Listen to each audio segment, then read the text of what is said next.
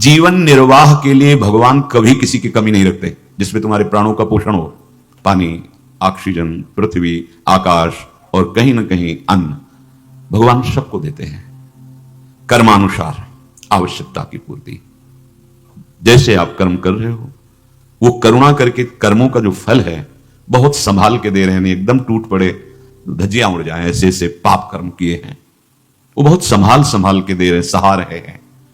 अब हमारे अंदर जो वासना पहुंचती है कि हमें इतनी की आवश्यकता है, अब उसके लिए तुम्हें अपने कर्म मिटाने पड़ेंगे, जो भाग्य में लिखे हुए हैं उनको मिटना पड़ेगा, नवीन भाग्य की रचना करनी पड़ेगी। उसके लिए आपको निरंतर नाम रटना पड़ेगा। भगवद आश्रित नाम रटन करने वाला ही अपने भाग्य का परिवर्तन कर देता है। पर यहां चर्चा हो रही प्रेमी की।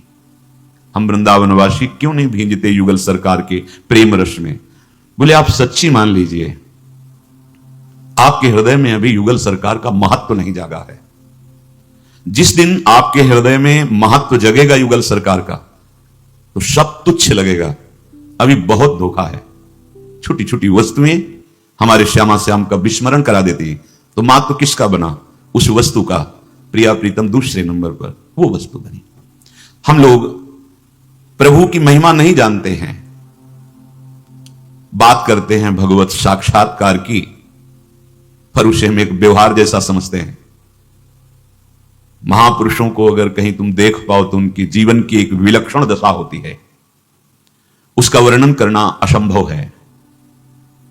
आप थोड़ा विचारें कि आपके पास कोई बहुत बड़ा पदाधिकारी इस लोक का, या मान लो देवराज इंद्र जाए, आपसे हाथ मिलावें, आपको कैसा लगेगा? और कह दे कभी तुम चिंता मत करो, सोचोगे सो हम तुम्हें प्रदान कर देंगे देवराज इंद्र, या यहां का फोन करना हम बात, आप एक ठसक में हो जाएंगे कि हमारा बहुत बड़ा पावर है। देवराज जिनके एक क्षुद्र किंकर हैं, जैसे कुबेर किंकर हैं, ऐसे सब लोकपाल। ब्रह्मा भी जिनके सेवक हैं, वो श्री हरि हैं। और वो अपनी वाणी, ये स्वयं भगवान की वाणी गीता जी है, कह रहे योगक्षेमम वहाम्यहम्। तुम्हें विश्वास नहीं हुआ? तुम्हारा हृदय प्रफुल्लित नहीं हुआ? तुम्हारी छाती चौड़ी नहीं हुई? दक्ष प्रजापति भगवान शिव को शाप देते हैं, पहले चरण छू करके कन्यादान किया, और फिर जब प्रजापति पद पर बैठे तो भगवान शिव को शाप दे डाला। ये पद, ये प्रतिष्ठा, ये वैभव बहुत दूर भगवान से कर देते हैं। सच्ची मानिए, हृदय की बात मानिए। ये माया का वो प्रलोभन होता है जो साधक समझ ही नहीं पाता है कि ये मुझे गिराने के लिए पासा फेंका जा रहा है। कितना कितना लाखों अरब मिल जाए, तुम क्या करोगे? बोले निर्माण करवाएंगे। ऐसे निर्माण पड़े हैं अरबों रुपए के, जिनका कोई सदुपयोग नहीं हो रहा। गंगा किनारे हमने भ्रमण में देखा है, कोई नहीं जानता किसने निर्माण कराया। जब एक रात्रि वहां रुके, लगा वो कितना वैभव लगा होगा पैसा इसमें, और उस आश्रम में केवल शाम की आरती गांव के करने आते थे, ताला लगा के चले जाते। सब व्यर्थ है। प्रभु के सामने किसी का महत्व जब नहीं रहेगा, तो तुम्हारी ये बात सच्ची मानी जाएगी कि तुम भगवत साक्षात्कार करना चाहते हो। इसको बैठा लिए, बहुत फिसलटू मन है, हमने इसको देखा है। हाँ, हमें प्रभु के सिवा कुछ नहीं चाहिए, ठीक है। कोई भी विषय, कोई भी संपत्ति, कोई भी, अगर उसमें तुम्हें हर्ष हुआ, तुम्हारे मन के अंदर सुखद लगा, केवल बोल रहे थे प्रभु के सिवा मेरा कोई नहीं, हर्षित क्यों हो गए? नहीं, ये पूरी सृष्टि तुम्हारी है, क्योंकि सृष्टि के मालिक के तुम दास हो। पूरी सृष्टि है, एक दो कोने में क्या होगा? अनंत ब्रह्मांड तुम्हारे हैं, क्योंकि वो स्वामी के हैं। तुम अनंत ब्रह्मांड के दास हो। कभी ये गर्व होता है? नहीं। ये कमरा, ये मकान, ये इतनी जगह मेरी। भगवत साक्षात्कार बाधित वृत्ति है। ये चिंतनीय महापुरुषों की बात कह रहे हैं, जिन्होंने चिंतन किया है। ऐसा विद्या का खेल है, निकले थे हरि को रिझाने को, और रिझाने में लग गए विषयी पुरुषों को। ये वेशधारी हरि के उर्शाले। बहुत ध्यान से इसको सुनना। जीवन में बस ये बात ध्यान रखो, हमारा लक्ष्य प्रिया प्रीतम है। संपूर्ण, ये इतना वैभव नहीं, संपूर्ण वैभव अनंत ब्रह्मांडों का मेरे मालिक का है, मेरे बाप का है, मेरे स्वामी का है। एक कोने में अधिकार मत मान लेना, फंस जाओगे। एक वस्तु में अधिकार मत मान लेना। सर्वम खलमिदं ब्रह्म, सब कुछ उसी। बिचारे कोई बड़ा आपसे जब ये कह के जाएगा कि मैं आपका हूं, आप कभी अपने को अलग मत मानना, जब आपको जरूरत हो तब आप हमें बता देना, सबसे बड़े बोल रहे हैं अखिल कोटि ब्रह्मांड नायक ममैवांशो, तू काहे को किसी के और की तरफ देख रहा है? तू मेरा अंश है। शब मम प्री सब मम उपजाए, तू मेरा बच्चा है, मेरा प्यारा है, लाडला है। आजा मेरी तरफ आजा, सन्मुख हो जा। सन्मुख होते ही तेरे करोड़ों जन्मों के अपराध माफ कर दूंगा। सन्मुख होई जीव मुई जब वही, जन्म कोटि अगनाश हो तब ही। हम उनकी बात कर रहे हैं जिनके एक भ्रकुटी के इशारे से पलक झपकते झपकते अनंत ब्रह्मांडों का सृजन हो जाता है। ऐसा कोई त्रिभुवन में नहीं हरि के सिवा, प्रभु के सिवा। वो तुम्हारे मन की जानते हैं, वो तुम्हारे पास इतने नजदीक हैं कि जहां से वाणी प्रकट होती, परा पश्यंती मध्यमा वैखरी, ये वैखरी वाणी जो सुन रहे हो, जो अंदर परा, उसके पहले ही वो देख रहे हैं, सुन रहे हैं। इतने प्यारे नजदीक हैं वो। तुम एकांत कमरे में उसको पुकारो जो लौकिक पदाधिकारी कह के गए हम आपके हैं। पता नहीं सुन पावे कि ना सुन पावे, पता नहीं आवे कि ना, पता नहीं उसकी सामर्थ्य है कि नहीं हमारी जो दुख विपत्ति उसे दूर करे। लेकिन ये तीनों बातें प्रभु में सब है। कहीं भी बिना बोले वो सुन लेंगे अंदर की बात। जहां भी हो वहीं वो पहुंच जाएंगे। और कर तुम अकर तुम अन्यथा कर तुम सर्व समर्थ हैं। उनसे बढ़कर कोई तुम्हारे दुख दूर करने वाला नहीं। रत्ती भर महत्व हमारे प्रभु का तुम्हारे हृदय में प्रकट हो जाए तो जैसे कहते हैं ना, दिव्यता दिव्यता आ जाए। रत्ती भर महत्व देखो, माया की चाल को देखो। चल रहे हैं भगवत मार्ग में, लेकिन लुभा रहे हैं उसके लुभावने फेंके हुए दानों पे। अंतर की बात को देखना। भगवत मार्ग के पथिक को ब्रह्मादिक के भोग शब विषम लागत ताई, नारायण ब्रज चंद की लगन लगी है जाई। अपने बहुत बड़े के होने जा रहे हैं और छोटी छोटी वस्तु, छोटी छोटी धनराशि, छोटे छोटे मान सम्मान, बड़ा विचारणीय विषय है। उपासक सावधान। पहले किसी सभा में जब कोई महापुरुष पधारता तो उस सभा में अहो भाग्य और धन्य भाग कहा जाता था। बदल रही है बुद्धि, कड़ुआ लगेगा, बदल रही है बुद्धि। चक्रवर्ती सम्राट भी जहां घुटने टेक कर उनकी चरण रज माथे पे लेकर और धर्मपूर्वक शासन करने की क्षमता प्राप्त करते हैं, आज भी जो धर्मात्मा जन है संतों का, लेकिन अपने हृदय में न पारमेष्टम न महेंद्र धिष्णम। फिर ये क्या, फिर कैसे, ये कैसे? नहीं नहीं, हरि के सिवा नहीं।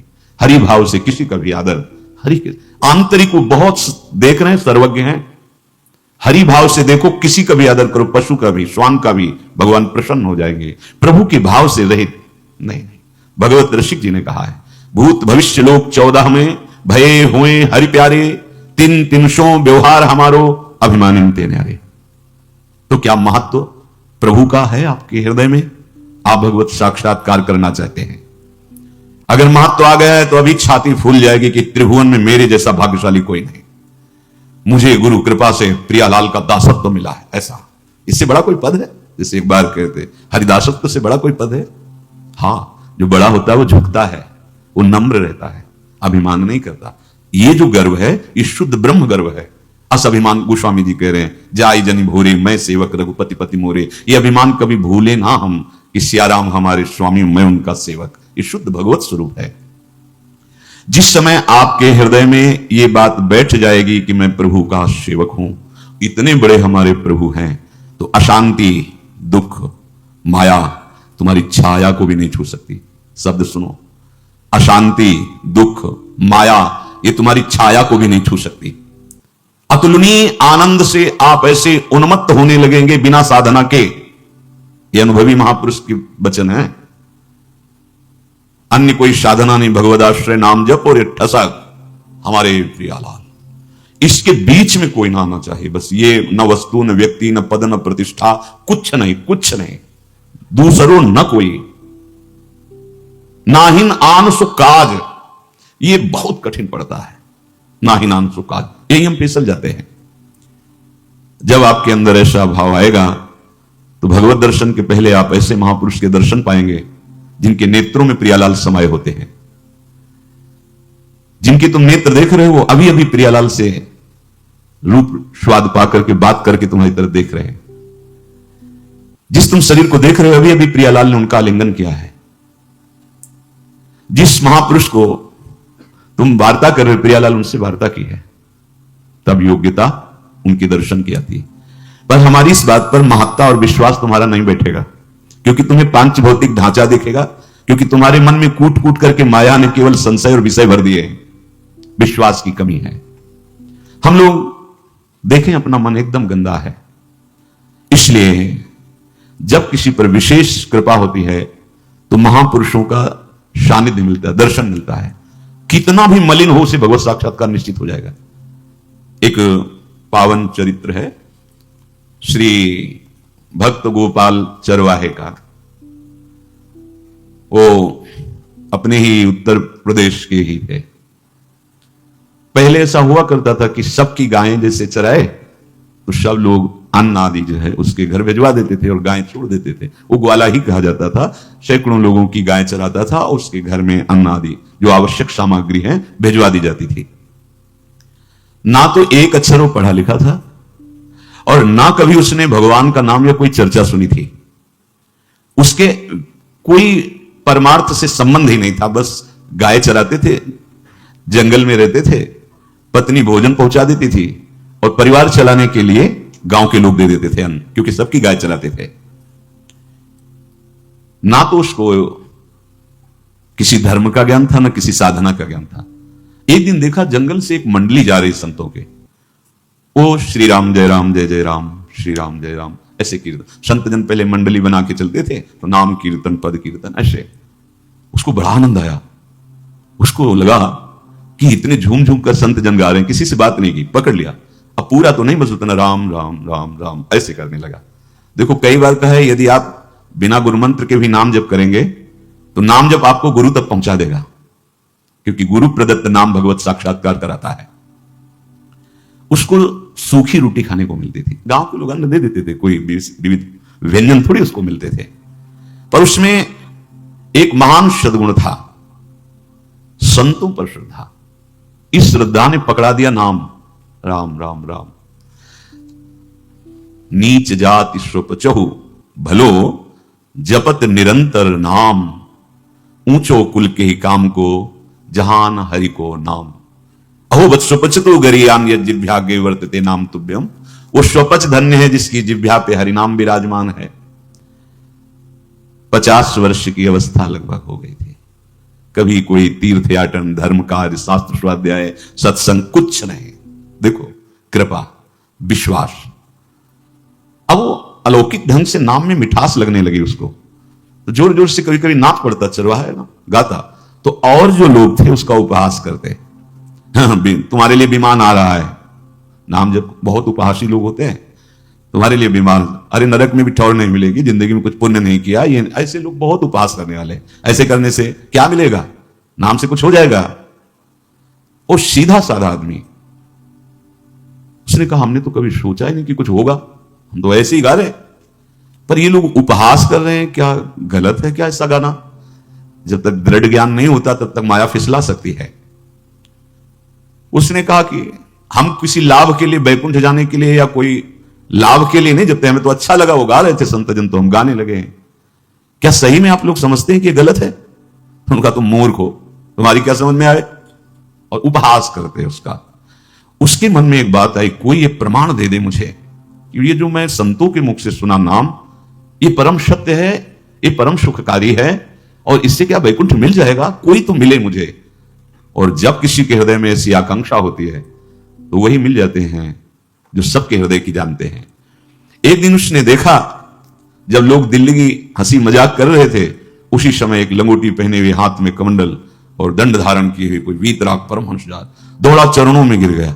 महाराज महाराज, बस एक बात आप बता दीजिए, जो हम राम राम कह रहे हैं, ये लोग उपहास करते हैं, क्या इससे हमारा कल्याण हो जाएगा? ये लोग कहते हैं कुछ नहीं इससे होगा। वैसे तो हमारे अंदर कोई इच्छा ही नहीं थी, पर इन लोगों ने जनाया कि इससे कल्याण होता है, बैकुंठ मिलता है, तो कहते थे क्या तुम्हारा कल्याण हो जाएगा, क्या बैकुंठ मिल जाएगा? तो उन्होंने कहा बेटा ये बहुत मंगल में भगवान का नाम है, पर हमें लगता है कि तुम्हें गुरुदेव की आवश्यकता है। यदि तुम गुरु कृपा पात्र बन जाओ तो इन उपहास करने वालों की बातें तुम्हारे मन में नहीं लगेंगी और निश्चित तुम्हें भगवत साक्षात्कार हो जाएगा। तो पैर पकड़ लिया और कहा महाराज आप ही गुरु बन जाओ ना हमारे, आप ही हमें मंत्र दे दो। तो उन्होंने कहा हम तो तीर्थ यात्रा में हैं, ऐसा हम नहीं कर सकते, पर यदि तुम भगवान से प्रार्थना करोगे तो तुम्हारे कल्याण के लिए सदगुरु प्राप्त हो जाएगा। इसलिए जैसे कोई पूछते किसको सदगुरु बनाऊं, तुम कहते किसी को नहीं, पहले भगवान को मानो, श्री हरि को, जगत गुरु श्री कृष्ण को, फिर उनसे प्रार्थना करो कि यदि आप आवश्यक समझते हो कि सदगुरु के रूप में आप आकर के हमारा कल्याण करेंगे तो मुझे पहुंचा दो, या आप स्वयं आ जाओ। मैं नहीं खोज कर पाऊंगा, मेरी वो दृष्टि नहीं है कि मैं किसी महापुरुष को पहचान सकूं। मैं तुमसे सत्य कहता हूं, सदगुरु की जो शरण में हो गया तो उसके जीवन नौका की डांट सदगुरु अपने हाथ में ले लेते हैं। फिर उसको कोई भय, कोई उपहास, कोई लज्जा नहीं सताती। वो सुखपूर्वक इस दुखद अपार संसार समुद्र से पार हो जाता है। पर बेटा, तेरे ऊपर भगवान की बड़ी कृपा है, क्योंकि तू संतों को मानता है। तू मेरी बात पर विश्वास कर ले, अंदर से तू एकांत में रो, तुझे सदगुरु मिल जाएंगे। अब ऐसा कहकर वो अपने राह में चले तीर्थ यात्रा के लिए। अब वो खोजता, एकांत में बैठकर देखता, कभी कभी वो पेड़ पे चढ़ जाता कि कोई संत तो नहीं आ रहे हैं। अब उसके लिए वहां भोजन पहुंच जाता, पाता, गाय दिखता, और बस खोज करता कि सदगुरु आ जाए, सदगुरु आ जाए। बहुत समय व्यतीत हुआ, पर उसका विश्वास नहीं टूटा कि संत ने कहा था कि तुम भावना करो कि सदगुरु आ जाएंगे। भगवान सदगुरु बन करके आ गए। वही है सदगुरु। बंदो गुरुपद कंज कृपा सिंधु नर रूप हरि। पर वो ऐसे मायाधीश हैं कि प्रगट में पहचान नहीं होने देते। जब अंतर ध्यान हो जाता तब वो जीवनी पढ़ते, फिर अरे वो इतने महापुरुष, ऐसे प्रगट में नहीं होने देते। प्रगट में ऐसे ही माया का पर्दा पड़ा रहता है। देखा सामने से बड़े तेजस्वी महात्मा बड़े तीव्र गति से आ रहे हैं। वो दौड़ा, गुरुदेव गुरुदेव, चरणों में लौट गया। चरणों में जे भी गिरा तो एक बिजली सी दौड़ी उसके हृदय में। अब बात बन गई, गुरु मिल गए, वो खड़े हो गए। देखते ही सात्विक भाव उत्पन्न हो रहा है, आंसू निकलने लगे। देखते ही मन में आया कि जो संत कह रहे थे सदगुरु मिल जाएंगे, यही हमारे सदगुरु हैं। हृदय में उत्साह, बहुत आनंद, मानो उसको परम पद मिल गया हो। जैसे विशाल वट वृक्ष की छाया में बैठने वाले पथिक को कोई श्रम सता नहीं सकता, ऐसे गुरु चरणों में रहने वाले को कोई विक्षेप परास्त नहीं कर सकता। अपने लोग समझ नहीं पाते। बड़ा सरल हृदय चरणों में पड़ा हुआ है। जहां पर जही कर सत्य स्नेहु, सोत ही मिले न कछ संदेह। उठाया, क्या बात है। भगवान जानकर भी जो लीला करते हैं वैसे ही स्वांग, जैसा स्वांग वैसी वार्ता। क्या बात है, क्यों तुम इतनी श्रद्धा दिखा रहे हो, अश्रु बहा रहे हो। गुरुदेव बस एक क्षण रुक जाओ, जाना नहीं। दौड़ के गया, वो गायब हुई। पात्र तो थे ही, ला करके गुरुदेव के हाथ में दिया। फिर चरणों में ले, आप इसको पहले पान करो। उसका भोलापन, उसका समर्पण, दुग्ध पान किया। ऐसा समर्पण अहंकार में नहीं होने पाता। मैं विद्वान हूं, मैं गुणी हूं, मैं, इसीलिए हम लोगों को बहुत समय लगता है दौड़ने में। थक जा, फिर आत्मसमर्पण कर देना। आतुर आवाज, प्रभु गुरुमंत्र दे दो। जो दुग्ध पी चुके ना, चरणों को नहीं छोड़ रहा है, प्रभु मुझे गुरुमंत्र दे दो। संत ने कहा था सदगुरु गुरुमंत्र दे देंगे तो भगवान मिल जाएंगे। मुझे भवसागर से पार करने वाला गुरुमंत्र दे दो। गुरुदेव ने दुग्ध पान करके, देखो आज तक कभी कहीं देखा गया तो भाव प्रधान देखा गया है, चाहे वो भगवान हो या भक्त हो। जहां पदार्थ प्रधान है, वस्तु प्रधान है, वहां भाव नहीं होता, और वहां फिर वो भगवत सेवा नहीं मानी जाती, वो शुभ कर्म माना जाता है। और जहां भाव प्रधान होता है वहां भगवत सेवा मानी जाती है। भाववश्य भगवान, जगह जगह भाव की महिमा कही गई। मेरा उद्धार करो गुरुदेव, मैं आपके चरण आश्रित हूं, मंत्र दे दो। सच्चा शिष्य वही है जो अहम को समर्पित कर देता है। देखा, अहम शून्य, एकदम मन बुद्धि चित्त अहम, भोलापन, एकदम सरल, रीत जाते हैं महापुरुष। भाई तू उठकर तो बैठ, पैर छोड़। ऐसे थोड़ी दीक्षा दी जाती कि गली चलते दी जाए, दूंगा। जा पहले स्नान करके आ, तेरा शरीर लगता है महीनों से तूने नहाया नहीं है। फिर एकांत स्थान में बैठेंगे, फिर तेरे को उपदेश देंगे। बोला महाराज मैं जंगली आदमी हूं, गाय चराता हूं, हमारा घर बार से कोई आना जाना नहीं, यही भोजन आ जाता है। हाँ, स्नान कहते हो कि स्नान के बाद तो अभी हम सरोवर से कराते हैं, पर घर नहीं चलना, एकांत नहीं चलना, किसी पेड़ के नीचे दे दो। मुझे वर्षों हो गए घर नहीं गया, गांव की गायें चराया करता हूं। गुरुदेव प्रेम के बंधन में बंधे हुए हैं।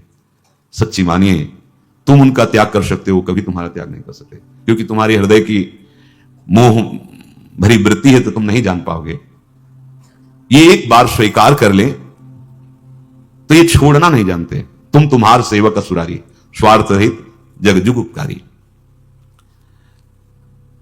संत ने कहा अच्छा स्नान करो। स्नान करके आए। एक पेड़ के नीचे, भाई मैं तुझे कुछ नियम दूंगा, कुछ शर्त। तो महाराज गंवार आदमी है, ना हम आपका कोई नियम पालन कर पाएंगे, ना कोई व्रत पालन कर पाएंगे, ना कोई साधना कर पाएंगे। आप देख लो हमारी हालत, 50 साल का हूं, पढ़ा लिखा बिल्कुल नहीं, कोई धर्म कर्म नहीं जानता, गाय चराता हूं।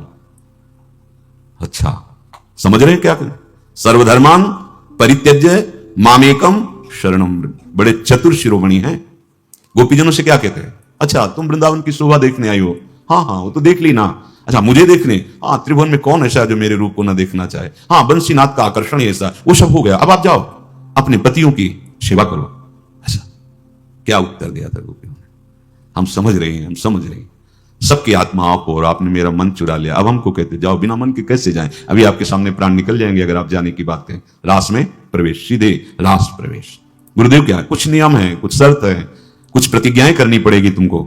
और गुरुदेव हम आपको सही कहते हैं, पढ़े लिखे हम है नहीं, कोई प्रतिज्ञा, कोई नियम, कोई धर्म कर्म कभी हमसे हुआ ही नहीं। गुरुदेव बस आप मंत्र दे दो, हमारा उद्धार कर दो। मैं गंवार आदमी हूं, मुझसे बहुत बातें नहीं सदेंगी, अगर एक कोई बात बता दो तो प्रण करता हूं जिंदगी में प्राण त्याग सकता हूं, पर एक बात, कोई एक नियम कोई दे दो। हमें बहुत नियम तो नहीं समझ में आएंगे, एक कोई बात बता दो कि ऐसा कर लेना और मंत्र जपना, तो हम प्राण त्याग सकते पर आपकी आज्ञा उल्लंघन, पर बहुत हम बातें नहीं मान पाएंगे क्योंकि हमारे इतना ज्ञान नहीं है। गोपाल के वचन सुन करके बहुत प्रसन्न हुए संत भगवान, बैठ गए ध्यानस्थ होते हैं और उसको अपने कमंडल से जल लेकर के छिड़का। देखो ये समर्पण। जे ही जल का छींटा पड़ा त्यों ही बुद्धि जैसे सोई हुई थी प्रकाशित हो गई। देव कृपा करी बुद्धि प्रकाश। जैसे ध्रुव जी भगवान को जब देखा कि गरुड़ध्वज भगवान श्री हरि कृपा कर दर्शन देने आए तो लगा कुछ स्तुति करूं, भगवान का स्तवन करूं, पर कुछ आता नहीं था। तो भगवान ने पांचजन्य शंख से स्पर्श, जे ही स्पर्श कराया वेद ध्वनि, ऐसी गुरुदेव ने जे ही कमंडल का जल छिड़का बुद्धि प्रकाशित हो गई। एक नियम तुझे देता हूं, हमारे आराध्य देव श्री कृष्ण हैं, गोविंद हैं। आज से तुम्हारे आराध्य देव गोविंद हुए, हां श्री कृष्ण हुए। बिना उनको पवाए तुम्हें पाना नहीं है, बस यही तुम्हारे लिए नियम है। तुम्हारे पास जो आवे, सूखी रोटी, दूध, छाछ, जो भी, बिना उनको पवाए पाना नहीं है। सीधा सरल आदमी। गुरुदेव प्राण चाहे चले जाएं, बिना उनको पवाए आज के बाद कभी जिह्वा पे कुछ नहीं जाएगा। ऐसा गुरुजन आदेश करते हैं वैष्णव मार्ग के पथिकों को कि जल भी बिना अर्पित किए मत पियो। अगर आप बिना अर्पित किए पीते हैं तो आपकी बुद्धि में इष्ट देव के प्रति ममत्व तो नहीं आ पाएगा, नहीं आ पाएगा। उसने कहा कि जो आप नियम बताए कि पवा के पाना तो दर्शन हो जाएंगे गुरुदेव, वो पक्का हो जाएंगे, बस बस वो चरणों में लौट गया। देखो एक संत दर्शन ने भगवत साक्षात्कार का पूरा विधान बना दिया। गुरुदेव ने कहा बेटा अब तुम समझ सकते हो जो हम बोलेंगे क्योंकि तुम्हारी बुद्धि प्रकाशित। मेरा प्रभु गोविंद घट घट में विराजमान है, ये सारा विश्व मेरा कृष्णमय है, यही सारी बात है। तू सच्चे मन से जहां भी भोग लगाएगा घट घट व्यापी श्री कृष्ण वहां से स्वीकार कर लेंगे। और बताएं श्री कृष्ण बहुत सुंदर है। गुरुदेव वर्णन करने लगे उनके शरीर का, श्रीअंग का जो रंग है वो अद्भुत सांवला है। देखो कहते हैं कृष्ण काले, काले थोड़ी कृष्ण ऐसे सांवरे हैं कि गौरी प्रिया जी चकोरी की भांति देखती रहते हैं। बड़े बड़े मुनिजनों के मन को मोहित करने वाले, कोटि कंदर्पों को मूर्छित कर दे मुस्कान मात्र से, ऐसे सांवरे हैं। सौंदर्य माधुर्य निधि है प्रभु। और उनके नेत्र ऐसे कि करुणा बरसती रहती है। वो बड़ी गंभीरता से सुना है, मानो की पहचान बता रहे हैं गुरुदेव की। जो भगवान भोग पाएंगे आके वो ऐसे होंगे, वही हमारे भगवान होंगे। प्रफुल्लित कमल सदस्य कमनी, जैसे नील कमल की पंखुड़ियां ऐसे चमकते हुए कपोल, अमृत की वर्षा करती हुई उनकी वाणी। गोपाल एक बार जिसको दर्शन हो गए उसको फिर कभी त्रिभुवन में कोई भी आकर्षित नहीं कर सकता और कोई दुख छू भी नहीं सकता। और उनके ओंठ तो ऐसे अरुण वर्ण के हैं पूछो मत। मुख पर मधुर मधुर गान करती हुई मुरली विराजमान है और बड़ा ही तेजस्वी पीत वर्ण का पीतांबर धारण करते हैं। कट में मनोहर मेखला है, नूपुर श्री चरणों में विराजमान है। गोपाल एक बार जो इनके रूप को देख ले वो तन मन धन सब भूल करके इन्हीं का हो जाता है। फिर उसे ना तो कोई और चर्चा सुहाई देती है, ना कोई दृश्य अच्छा लगता है, ना कोई पद अच्छा लगता है। पर देख, मंत्र उच्चारण मत करना किसी के सामने। मंत्र जो बताया वो मंत्र, और जो ठाकुर बताए वो ये, अब आज से तो ऐसी आराधना कर, कोई भी बिना भोग लगाए प्रसाद मत पाना, भोग लगा के ही पाना। देख, ऐसा करना अगर तू नहीं भूला तो बहुत जल्दी गोविंद आ जाएंगे तेरे पास। अब वो ये तो कभी पद्धति ही नहीं देखी थी कि पर्दा लगाया, भोग रख दिया, फिर पर्दा हटाया, आचमन किया, भोग उठा लिया। वो तो गोविंद को पवाना कहा गुरुदेव ने। भोले भाले जनों का बहुत जल्दी भगवान से मिलन हो जाता है। जो अपने लोग छली कपटी बहुत चतुर बनते हैं ना, तो चतुर शिरोमणि हरि लंबी डगर दे देते, दौड़ दौड़। और जो सीधे होते हैं, सरल होते हैं ना, वो खुद आ जाते हैं कि ये तो बहुत भोला है। महात्मा का चरणोदक लिया। महात्मा ने कहा जब कभी तुम स्मरण करोगे हम आ जाएंगे, तुम्हें जब कभी कोई प्रश्न हो तो बताना। और वो चले गए। अब तो गोपाल नाच पड़ा कि गुरु मिल गए, गुरुमंत्र मिल गए और इष्ट का पहचान मिल गई। उसी समय घर से भोजन आया, वही कभी चटनी रोटी, ऐसे ही बैठा एकांत वृक्ष के नीचे, आओ गोविंद भोग पाओ। एक बात यहां ध्यान रखना है, बहुत जन्मों के हमारे पाप हैं, बहुत बड़े बड़े पाप हैं जो हमारी अनंत काल तक दुर्गति करते। यदि हमें भगवत साक्षात्कार होना है और कुछ थोड़ा कष्ट मिल जाता है और भगवान मिल जाते हैं तो सस्ता बहुत सौदा है, बहुत सस्ता सौदा है। हम ये जो टीका टिप्पणी करते हैं कि भगवान ने हमें दुख क्यों दिया, आप नहीं जानते। दुख देने वाले तो इतने कर्म जमा थे कि अगर वो मिलते तो होश उड़ जाते, तुम भोग भोग के नहीं काट पाते। उन्होंने कृपा करके विधान किया है। प्रायः ऐसा देखा गया है कि जिन महापुरुषों का अंतिम जन्म भगवान की कृपा से, बड़े बड़े कष्ट उनके शरीरों में ऐसे ऐसे ऐसे जल्दी जल्दी जल्दी वो निमित्त मात्र भोगवा करके अपनी प्राप्ति करा लेते हैं। अब देखो, भगवान ही तो गुरु रूप से थे। अब गोपाल विचार में लगा कि आ तो रहे हैं ही नहीं, और गुरुजी ने कहा बिना पवाए पाना नहीं। पूरा दिन व्यतीत हो गया। गुरुजी कहते घट घट में विराजमान भगवान है तो कहीं से भी प्रकट हो सकते हैं। तो अंदर मंत्र जपता हो, कहता आओ भगवान पाओ आके, नहीं आए। महाराज हमारे गुरुदेव ने आपका ध्यान जो बताया था वैसे ही आओ, आप पाओ आकर के। रात्रि हो गई, देखा पर वो नहीं आए तो भोजन उठाया, गाय को पवा दिया। तो बहुत सी गायें थी, भूखा रह गया। दूसरे दिन फिर भोजन आया, एक पत्ता टोरा, जल से छिड़का प्रत्येक में और भोजन रखा।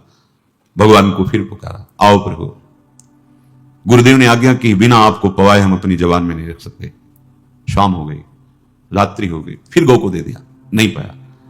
अब एक तो 50 वर्ष की अवस्था और गौओं के पीछे दौड़ना और भोजन पाना नहीं, शरीर में सामर्थ्य धीरे धीरे कम होने लगी। तीसरा दिन, चौथा दिन, पांचवा दिन, छठा दिन, सातवां दिन, दीनानाथ प्राण चाहे निकल जाए हम गुरु की आज्ञा नहीं तोड़ सकते। अगर आप नहीं आएंगे तो भूखों मर जाऊंगा। पर हम ये बात देखो, ये बात चरवाहा है, कोई साधना पूर्व की नहीं। गौ सेवा के प्रताप से उससे संतों में प्रीति हो गई, नाम की कृपा से, गुरु की कृपा से नामी की प्राप्ति की चाह।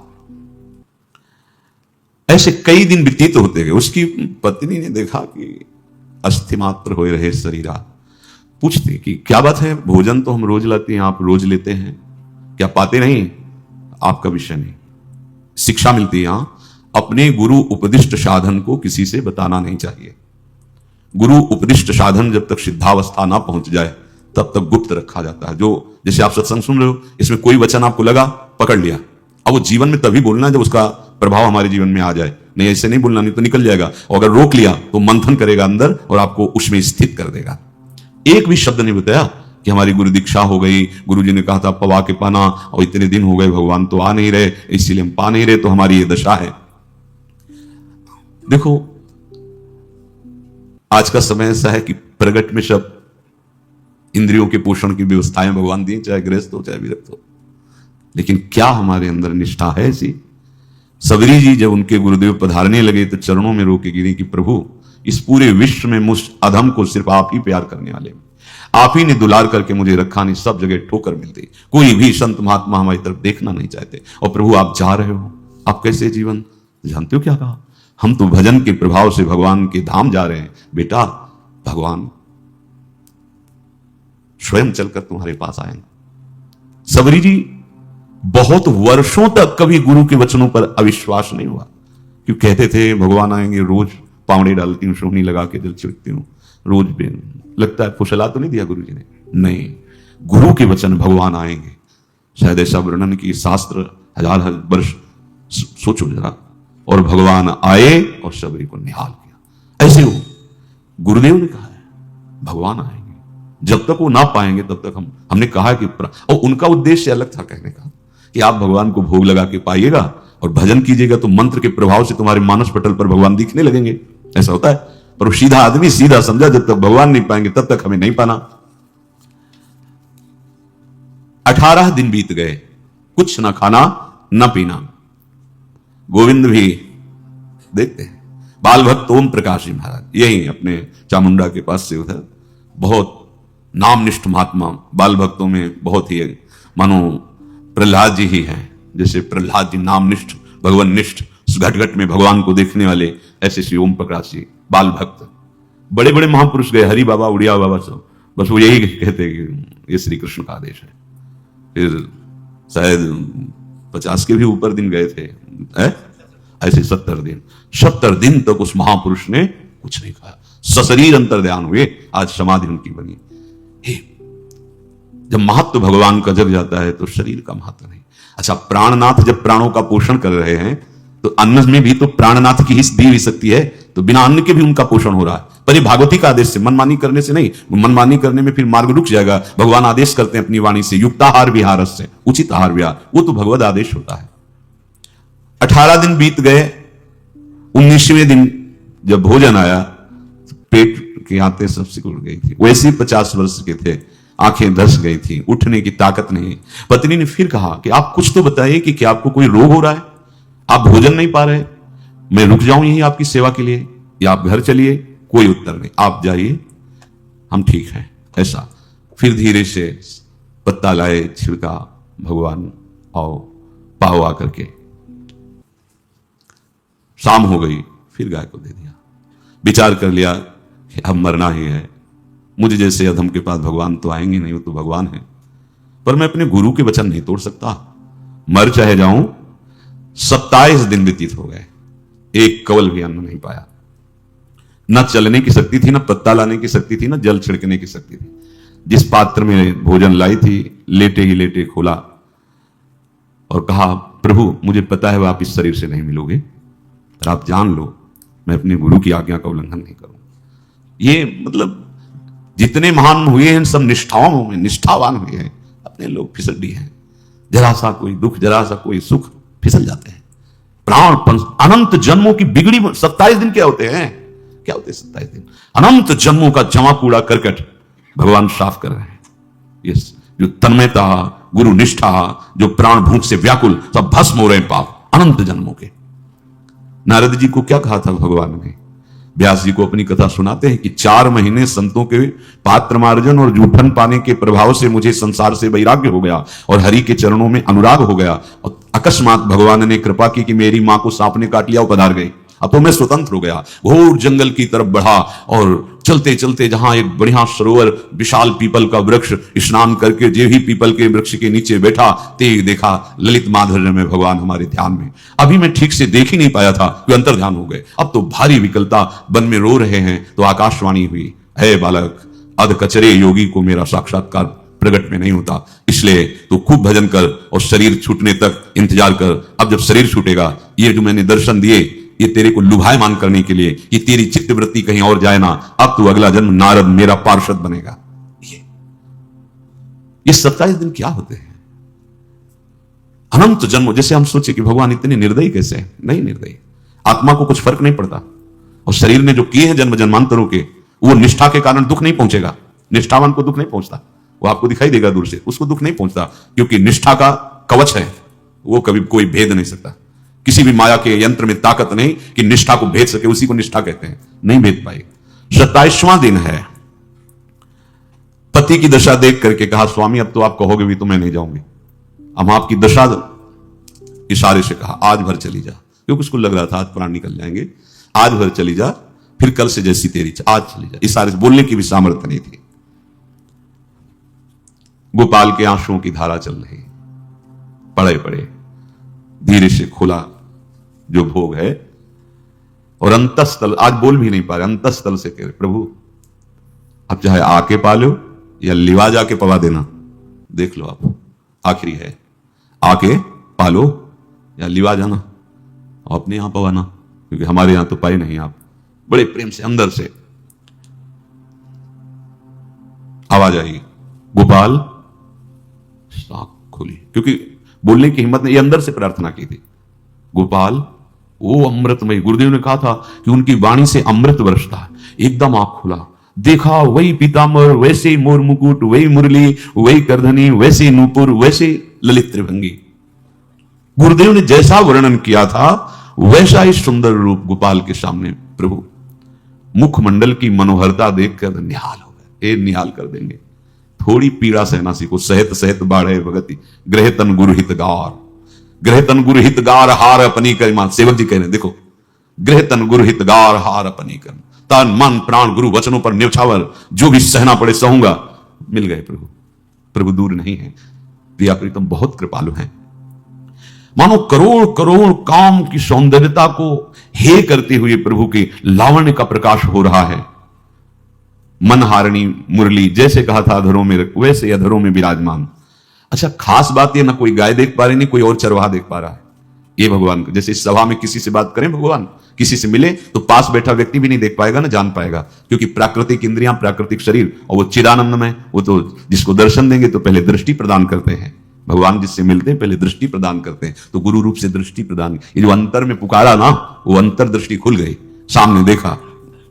इतना सुंदर विश्व मोहिनी भगवान श्री हरि का ललित त्रिभंगी रूप कि गोपाल की आंखें नहीं टिकी। इतना सुंदर रूप, आंखें भगवान के तेज के आगे बंद हो गई। जब भी बंद हुई तो देखा मानस पटल पर वैसे ही ललित त्रिभंगी।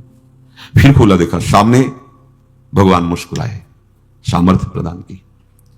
देखो अर्जुन के साथ ही तो खेलते हैं भगवान, सखा। हरे कृष्णा हरे राधे, ये दो ही नाम है दोस्तों जो हमें हमारे जीवन के भव विनाश से पार कर सकते हैं। तो आप लोग भी खूब नाम जप कीजिए, खूब कीर्तन सत्संग सुनिए और अपने काम करते रहिए। ये नहीं है कि काम छोड़ कर के ही हम सत्संग करेंगे, काम करते जाइए और सत्संग करते जाइए, नाम जपते जाइए। बहुत बहुत धन्यवाद आप सभी को। जय श्री राधे कृष्णा।